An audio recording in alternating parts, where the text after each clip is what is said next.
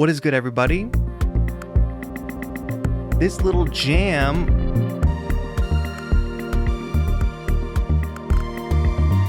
created with these two little boxes, the Roland P6 and the Ableton Move, is something I've been doing a lot lately and I've been having a lot of fun with it, and I want to talk about why these two pieces of gear complement each other really well. Maybe you've already got one or the other and you're looking for a companion device. I think this is a really strong, powerful pair. So let's get into why. First, if you don't know me, my name is TAETRO. Thank you for joining me here in my home studio. All right, first and foremost here, connectivity is really easy. You can go USB MIDI out into the P6 via USB-C. This is going to sync our MIDI. So you can see when I press play on the Move, both devices are in time together. I guess I should point out that all the synth sounds are coming from, let me see, I'll turn down the Move first. I'll start by saying all the drum sounds, everything you're hearing now, coming from the P6. And then all of these synth sounds are coming from the Ableton Move. So you can hear how the devices complement each other that way. But like I said, for timing sync, we're doing USB to USB. Then for audio, to get the sound from the Move into the P6, we're just going to use the headphone out into the mix in of the P6. And what's cool about this is you want to get your audio out if you're doing a performance or if you just want to record your session, you can go out through the mix out right here. And since Move is flowing through the P6, you only need one connection. So really easy in general just to connect the two devices and get everything set up. Now, since audio from the Move is flowing through the P6, as you saw there, as I was just tweaking those effects, that means that we can process the sounds of these synths on Move through the really awesome effects of the P6. Move is a little limited in its effects processing.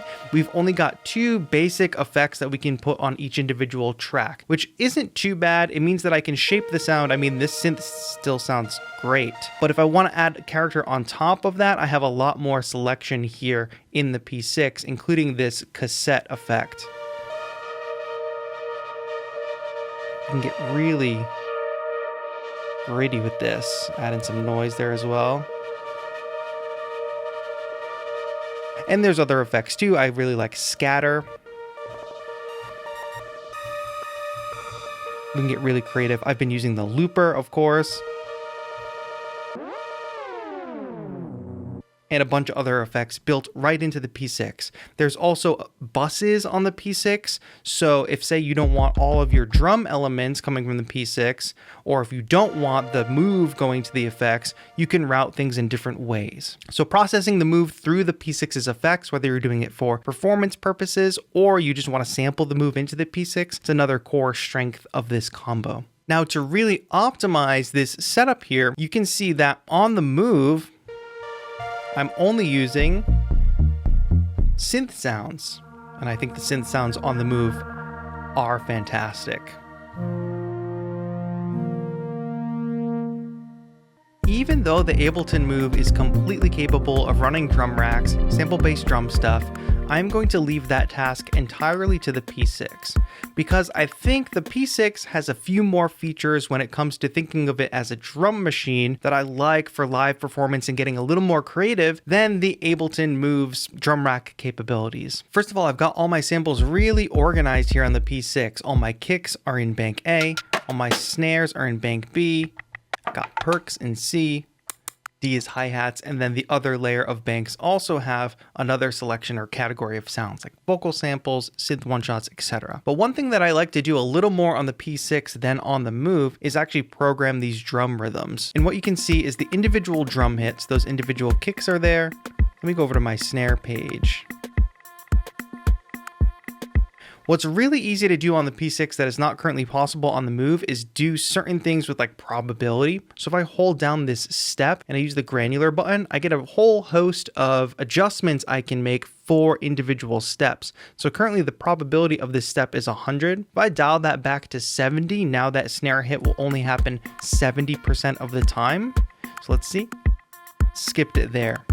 What this allows me to do is only work on a single sequencing page rather than page through a bunch of sequencing pages, because I have a limited space here. I want to be able to see what's playing at any given moment, and be able to enter in things at any moment without having to scroll through pages, essentially. I like to do that on a lot of the gear. Call it lazy, but I just think it's simpler, especially in a performance type setting. What using probability allows you to do is allows you to use a single page of a sequencer, but not have the pattern feel too repetitive. If this snare only happens 70% of the time, that means this pattern is going to be a little different every time through, especially if I use the probability settings on other drum hits, which I definitely am. And you don't have to just do percentage on the P6. You can also do things like specific patterns, like play it once and then skip it 3 times, etc. So you essentially extend the length of your pattern without extending the length of the page that you're looking at, if that makes sense. So no probability currently on the Ableton Move. So if I pair these together, I will use P6 as the drum machine and a couple other sample things like that vocal sample, and I'll stick to using Move as pretty much just the synth. And I think in this context, it's very capable. I think we have a very full sounding track here. Like all the parts are covered. I mean, you've got your bass line, you got your pads. I've got a lead here, and I've got a very robust drum pattern playing. Also, it's very easy to switch patterns. So if I'm playing this here, let me switch to another pattern. Switch again. And I can do that without like jumping over to session view on the Move. I can be playing.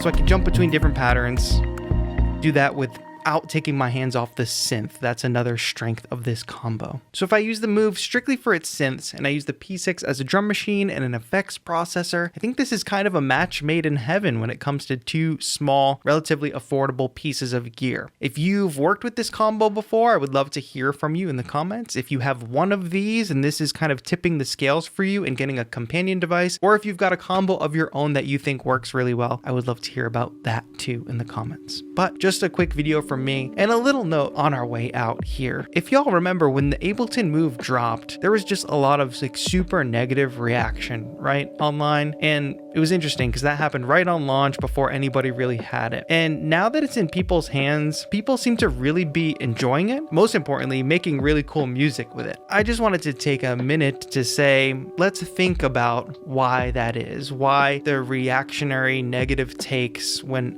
every new device drops. Why does that happen? And my thesis is because negative, reactionary hot takes are kind of rewarded online. You can get a lot of views if you want to make a super negative video, and you can get a lot of points on, whatever social media, or get a lot of likes by posting that hot take and kind of capitalizing on people's internalized anger for whatever reason. That's not to say devices are not worth criticism, but I do think the curtain is pulled back a little bit when you see a device that's just announced and then immediately the hate comes. But then after people actually get their hands on the device, it's kind of being praised and that people that actually use it actually like it. So let's just keep that fresh in our minds as we move into the future of music technology. And this is a creative community. It's for musicians. We're not talking about like cell phones here. We don't have to succumb to that sort of reactionary game, and we can take satisfaction in making our music with our devices rather than getting some kind of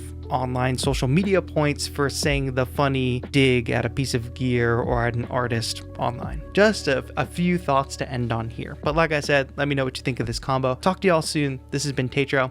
Have a good one.